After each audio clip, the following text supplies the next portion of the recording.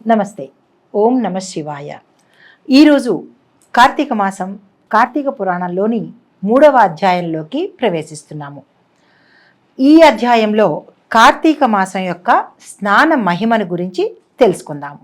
వశిష్ఠ మహర్షి జనక మహారాజుతో ఏమని చెప్తున్నాడంటే, మహారాజా, కార్తీక మాసంలో స్నాన జప దానాల్లో ఏ ఒక్కటి చేసినా గొప్ప పుణ్యం కలుగుతుంది. మరణం తర్వాత శివుని సాన్నిధ్యం చేరుకుంటారు. ఎవరైతే కార్తీక మాస నియమాలను ధిక్కరించి స్నానం కానీ జపం కానీ దానం కానీ చెయ్యరో అటువంటి వారు 100 జన్మలు కుక్కలుగా పుడతారు. చివరకు కార్తీక పౌర్ణమి రోజు ఒక్కరోజైనా సరే నదీ స్నానం కానీ లేదా తత్సమానమైన స్నానం కానీ జపం కానీ అర్చన కానీ చెయ్యకపోవడం వల్ల బ్రహ్మరాక్షసులుగా పుడతారు అని వశిష్ఠుల వారు జనక మహారాజుకి చెప్పారు. అయితే ఈ స్నాన మహిమ గురించి ఒక చిన్న శ్లోకం కూడా చెప్పారు. ఏంటంటే, పౌర్ణమ్యాం కార్తీకే స్నానాం నీస్తు వాచకన్ కోటి జన్మసు చండాలయేవ సంజాయతే కృప క్రమాద్యోనో నముత్సన్నతో భవతి బ్రహ్మ రాక్షసః అత్రైనోదారహంతి సుమతి హా పురాతం. అంటే కార్తీక మాసంలో ఒక్కరోజైనా, కనీసం పౌర్ణమి రోజైనా సరే స్నానము జపము తపము పూజ దానము ఇవేమీ చెయ్యలేకపోతే 100 జన్మలు రాక్షసులుగాను మరొక 100 జన్మలు కుక్కలుగాను పుట్టే అవకాశం ఉందని ఈ స్నాన మహిమ ద్వారా తెలియపరుస్తున్నాను. కార్తీక పౌర్ణమి రోజు స్నానం దానం జపాలలో ఏ ఒక్కటి ఆచరించిన వారు 1,000,000 సార్లు నీచ జన్మలు ఎత్తుతారు అని మనం ఇందాక శ్లోకంలో చెప్పుకున్నాం కదా. అయితే ఇందుకు సంబంధించిన ఒక పురాణ కథ ఉంది, చెబుతాను, సావధానంగా విను అంటూ వశిష్ఠ మహర్షి జనక మహారాజుకి కార్తీక మాస స్నాన మహత్యాన్ని వివరించాడు. ఎలా అంటే, తత్వనిష్ఠుడి కథతో మనకి చెప్పబోతున్నారు. పూర్వకాలంలో దక్షిణ దేశంలో తత్వనిష్ఠుడు అనే బ్రాహ్మణుడు ఉండేవాడు. అతడు సదాచార పరాయణుడు, సకల శాస్త్రాలు చదువుకున్నవాడు, అయితే గొప్ప విద్వాంసుడు, తపశ్శాలి, అబద్ధపు మాటలు అస్సలు మాట్లాడేవాడు కాదు. భూతదయ కలిగి తీర్థయాత్రలు చేస్తూ దేవతలను సేవించుకుంటూ ఉండేవాడు. ఇంతటి మహామనిషి. అయితే ఒక రోజున ఆ బ్రాహ్మణుడు తీర్థయాత్రలకు వెళ్ళాలి అనుకుని గోదావరి ప్రాంతానికి చేరుకున్నాడు. ఆ నదీ తీరంలో ఒక విశాలమైన పెద్దటి మర్రి చెట్టు కనబడింది. అయితే దాని మీద 3 బ్రహ్మరాక్షసులు నివసిస్తున్నారు. వారంతా ఎలా ఉన్నారంటే, భయంకరమైన ఆకారంతో, నల్లని శరీరంతో, ఎండిపోయిన డొక్కలతో, ఎర్రని కళ్ళతో, బాగా పెరిగిపోయిన గడ్డంతో, నిటారుగా నిలబడి ఇనప తీగల్లా ఉన్న వెంట్రుకలతో చూడ్డానికి ఎంతో భయంకరమైన రూపంతో ఉన్నారు ఆ 3 రాక్షసులు. అయితే ఆ ప్రాంతానికి వచ్చిన ఈ బ్రాహ్మణుడు చాలా భయపడ్డాడు. ఈ ప్రాంతంలో ఈ 3 రాక్షసుల వల్ల ఆ చుట్టుపక్కల 12 మైళ్ళ దూరం వరకు ఏ జంతువు కానీ ఏ మనుషులు కానీ సంచరించేవారు కాదు, ఈ బ్రహ్మరాక్షసులకి భయపడి. అయితే వారిని చూడంగానే ఈ తత్వనిష్ఠుడు ఒక్కసారి భయపడిపోయి ఏం చేశాడు అంటే, విష్ణుమూర్తిని ప్రార్థించాడు. కొద్దిగా ధైర్యం తెచ్చుకుని విష్ణుమూర్తిని ఈ విధంగా ప్రార్థించాడు. త్రాహి దేవేశ లోకేశ త్రాహి నారాయణవ్య సమస్త భయ విద్వంసిన్ త్రాహిమాం శరణాగత అన్యథా శరణం నాస్తి అంటూ దేవతలతో పాటు లోకాలకు యజమాని అయిన శ్రీమన్నారాయణుడిని రక్షించు నాథ, రక్షించు తండ్రి అని వివిధ విధాలుగా రకరకాలుగా స్తోత్ర పారాయణాలు చేస్తున్నాడు. స్వామి స్వామి అంటూ శ్రీమన్నారాయణుడిని బిగ్గరగా అరుస్తూ మంత్రాలను చదువుతున్నాడు, స్తోత్రాలు చేస్తున్నాడు. అయితే ఆ తత్వనిష్ఠుడు చేస్తున్న స్తోత్రాలకి ఈ 3 రాక్షసులకి వెంటనే జ్ఞానోదయం అయిందనమాట. అంటే ఆ శబ్దమంత్రం విన్నారు కదా, నారాయణ శబ్దమంత్రం విన్నారు కదా, ఆ మంత్రం వినంగానే ఆ స్తోత్ర పారాయణాలు చెవిన పడంగానే ఈ బ్రహ్మరాక్షసులకి ముగ్గురికి కూడా జ్ఞానోదయం అయింది. అయితే వెంటనే బ్రాహ్మణుడి ఎదుటికి వెళ్ళి నమస్కారం చేసి తమ వల్ల తత్వనిష్ఠుడికి అంటే ఈ బ్రాహ్మణుడికి ఎటువంటి భయము ఉండదు అని నచ్చ చెప్పారు. ఓ బ్రాహ్మణుడా, నువ్వు చేసిన ఈ నారాయణ స్తోత్రం వినడంతోనే మాకు కొద్దిపాటి పాపం నశించింది, జ్ఞానం కూడా కలిగింది అంటూ ఆ తత్వనిష్ఠుడికి సాష్టాంగ నమస్కారాలు చేశారు. అయితే ఈ తత్వనిష్ఠుడు ఆశ్చర్యపోయి ఇదేమిటి, రాక్షసులు హింస పెట్టాలి తినాలి కదా అనుకుని వెంటనే తేరుకుని, అయ్యా మీరెవరు, మీరు మంచిగా మాట్లాడుతున్నారు, మీలో ఇంతటి సహృదయం ఎలా కలిగింది, మీరు రాక్షసులు కదా అని ఈ తత్వనిష్ఠుడు ఒక్కసారిగా వాళ్ళని ప్రశ్నించి, అసలు మీకు ఈ వికృతమైన రూపాలు ఎలా వచ్చాయి, మీలో ఇంతటి జ్ఞానం ఉంది కదా అని అడిగాడు.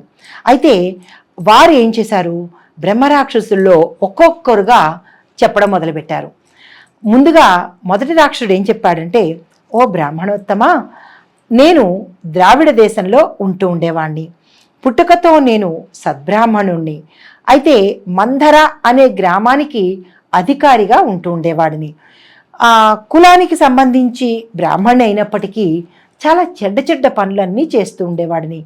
ఎలాంటి పనులు అంటే అందరి ధనాన్ని తీసేసుకుంటూ ఉండేవాడిని, మోసం చేస్తూ ఉండేవాడిని, సాటి బ్రాహ్మణ్ణి హింస పెట్టి వారి వద్ద కూడా ధనాన్ని లాక్కునేవాడిని, నా దగ్గరికి ఎవరైనా యాచనకు వస్తే నేను ఇవ్వకపోగా వారి వద్ద ఉన్న ధనాన్ని కూడా నేను తీసేసుకుంటూ అసత్య మాటలు మాట్లాడుతూ కుటుంబ పోషణ కోసం అకృత్యాలు అంటే చెయ్యని అకృత్యం లేదు. కాబట్టి ఒకరోజు నా ఇంటికి ఒక బ్రాహ్మణుడు ధనార్థి అయి వచ్చి అడిగేటప్పటికీ నేనేం చేశాను, అతన్ని నిష్ఠూరమైన మాటలతో హింస పెట్టి కాళ్ళతో తన్ని అతని దగ్గరున్న ధనాన్ని కూడా నేను లాగేసుకుని అతన్ని తోసేశాను. అప్పుడు అతను బాధపడి ఏమని శపించాడు అంటే, ఓ బ్రాహ్మణుడా, ఇప్పటికీ అనేక మంది యొక్క ధనాన్ని తీసుకోవడమే కాకుండా చాలామంది బ్రాహ్మణుల్ని ఏడిపించావు, హింస పెట్టావు, కాబట్టి నువ్వు బ్రహ్మరాక్షసుడిగా మారిపోయి అడవుల్లో వృక్షం మీద నివసిస్తావు అని శపించాడు. ఆ శాప కారణంగా నేను ఈ గోదావరి తీరంలో ఈ చెట్టు మీద బ్రాహ్మణుడిగా నేను కొన్ని సంవత్సరాల నుంచి ఇక్కడే పడి ఉన్నాను అని ఆ బ్రాహ్మణోత్తముడికి చెప్పాడు. తరువాత రెండో బ్రాహ్మణుడు ఏం చెప్పాడు అంటే, తన కథ చెప్పుకోవడం వచ్చాడు. నేను ఆంధ్రదేశానికి చెందిన బ్రాహ్మణుణ్ణి, దుర్మార్గులతో స్నేహం చేసి వారి చెడు అలవాట్లకు వారితో పాటుగా నేను కూడా బానిసనైపోయాను. తల్లిదండ్రులను అనేక విధాల దూషించి హింస పెట్టేవాడిని. చెడు అలవాట్లతో నా భార్యా పిల్లలతో నేను సంతృప్తిగా తింటూ షడ్రుచులతో తింటూ పరమాన్న భోజనం చేస్తూ నా తల్లిదండ్రులకి భోజనం పెట్టకుండా హింసలు పెట్టేవాడిని. అయితే తరువాత ఇలా కొన్నాళ్లకు ఉండగా నా జన్మ చాలించిన తర్వాత ఆ తల్లిదండ్రుల మనోవేదనో నేను హింస పెట్టిన వారి యొక్క శాపమో తెలియదు, కానీ నేను కూడా ఇక్కడ బ్రహ్మరాక్షసున్నై సంచరిస్తూ ఉన్నాను అని తత్వనిష్ఠుడికి రెండో రాక్షసుడు తన కథను వివరించాడు. తర్వాత మూడో రాక్షసుడు చెప్పడం మొదలుపెట్టాడు. నమస్కారం చేసి, ఓ మహానుభావ, నేను కూడా బ్రాహ్మణుణ్ణే, విష్ణువాలయంలో అర్చకుడుగా ఉంటూ ఉండేవాడిని. అహంకారం గర్వంతో ప్రవర్తిస్తూ ఆచారాలు పాటించకుండా సాటి అర్చకులని హింస పెడుతూ దూషిస్తూ ఉండేవాడిని.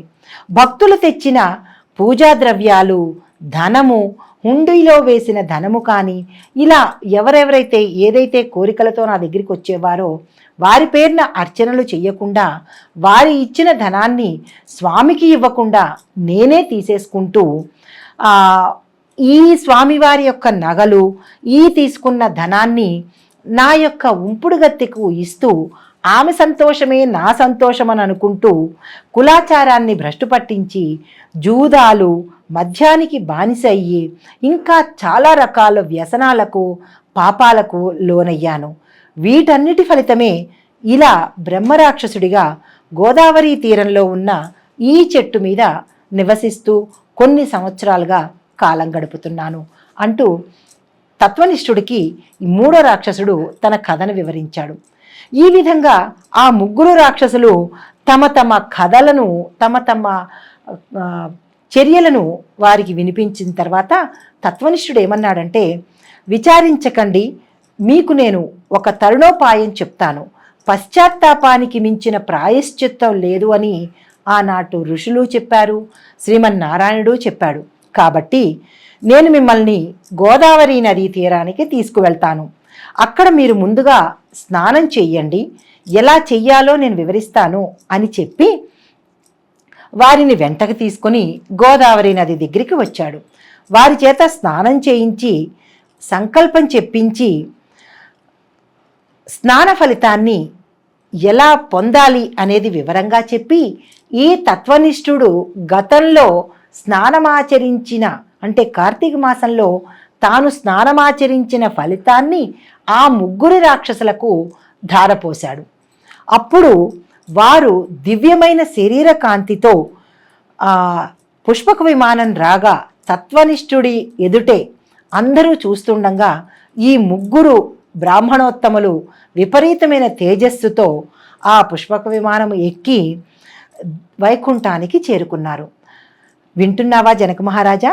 కార్తీక మాస స్నానము ఎంత విశిష్టమైనదో, ఎంతటి పుణ్యమైన ఫలితాన్ని ఇస్తుందో అంటూ జనక మహారాజుకి కార్తీక మాసం యొక్క స్నాన పుణ్య ఫలితాన్ని వశిష్ఠుల వారు వివరించి చెప్పారు. కార్తీక మాసం సూర్యోదయంలో నదీ తీరంలో, ఏదైనా నదీ తీరంలో, ప్రత్యేకించి కావేరి నదీ తీరంలో కనుక స్నానం చేసిన వారికి 1,000,000 అశ్వమేధ యాగాలు చేసిన ఫలితాన్ని ఇస్తుంది. తర్వాత అది సాధ్యం కాకపోతే ఏదైనా నదీ తీర స్నానం కనుక చేసినట్టయితే తత్సమానమైన ఫలితాన్ని ఆ గంగానది, ఆ శ్రీమన్నారాయణుడు ఆ కార్తీక మాసం స్నాన ఫలితాన్ని ఆ వ్యక్తికి ఇస్తారు అని వశిష్ఠుల వారు జనక మహారాజుకి చెప్పారు. అవకాశం ఉండి కూడా ఎవరైతే ఆ అహంకారంతో కానీ ఏమీ జరగదులే అని మానవ సంబంధితమైన చెడు తలంపుతో కనుక చేస్తే ఏమొస్తుంది, చేస్తే అన్నీ వస్తాయా, అలాంటి తత్వచింతనతో ఉన్నవారికి తగిన శాస్తి కూడా ఉంది. అది ఏంటంటే 10,000 జన్మలు కుక్కలుగా పుడతారంట. కాబట్టి మనం తెలిసి కానీ తెలియక కానీ సాధ్యమైనంత వరకు తెలిసి కూడా పాపాలు చెయ్యకుండా కార్తీక మాసంలో ఈ నదీ స్నానం కానీ లేదా మన ఇంటిలో లభ్యమయ్యే స్నానం కానీ స్వచ్ఛమైన స్నానాన్ని చేసి తత్సమానమైన ఫలితాన్ని పొందాలని కోరుకుంటూ ఈ 3వ రోజు ఏ నియమాలు పాటించాలి, ఏవేవి విసర్జించాలి, ఏ మంత్రం చెప్పాలి, ఏ దేవుణ్ణి పూజించాలి, అందువల్ల మనకు వచ్చే ఫలితం ఏంటి అనేది మీకు నేను వివరంగా చెప్తాను. 3వ రోజు తదియా. విసర్జించవలసినవి అంటే నిషేధించవలసినవి ఉప్పు కలిపినవి, ఉప్పుతో చేసిన వంటకాలు, ఉసిరి. ఏవి దానం ఇవ్వాలి అంటే ఉప్పుని మాత్రమే దానంగా ఇవ్వాలి. పూజించాల్సిన దైవము పార్వతీ అమ్మవారు. జపించాల్సిన మంత్రం చాలా చిన్నది, మర్చిపోవద్దు, నెగ్లెక్ట్ చేయొద్దు. ఓం శ్రీ పార్వతీదేవ్యై నమః. ఈ చిన్ని మంత్రాన్ని కలియుగంలో మనుషులకి అంత పెద్దవి నియమనిష్టలు చెయ్యలేము కాబట్టి, మనకున్న ఈ హడావిడి జీవితంలో అంత శాస్త్రంగా పాటించలేము కాబట్టి చిన్న ఉపాయాలను మనకు ఋషులు అందించారు. ఇవి కూడా చేసుకోలేకపోతే అది మరి ఏమి చెప్పాలి, అది మీరే ఆలోచించుకోవాలి. అయితే ఇప్పుడు జపించాల్సిన మంత్రం చెప్పాను కదా, అయితే దాని ద్వారా వచ్చే ఫలితం ఏంటంటే శక్తి, సౌభాగ్యం. ప్రతి మనిషికి కావాల్సింది ముందు శక్తి. శక్తి లేకపోతే ఎంత ధనం ఉన్నా, ఎంత గొప్ప ఆస్తి ఉన్నా వృధానే కదా. అసలు అది అనుభవించాలంటే ముందు మనకు కావాల్సింది ఏంటి? శక్తే కదా. తినాలన్నా, లేచి నడవాలన్నా, ఏది చేయాలన్నా ముందు మనకు కావాల్సింది శక్తే. శక్తి లేకపోతే మిగతావన్నీ శూన్యమే అనమాట. అయితే ఈ 3వ రోజు ఈ నియమాలు పాటించుకుని చేయగలిగితే మనకి వచ్చేది శక్తి, సౌభాగ్యాలు. 3వ అధ్యాయం సమాప్తం. నమస్తే.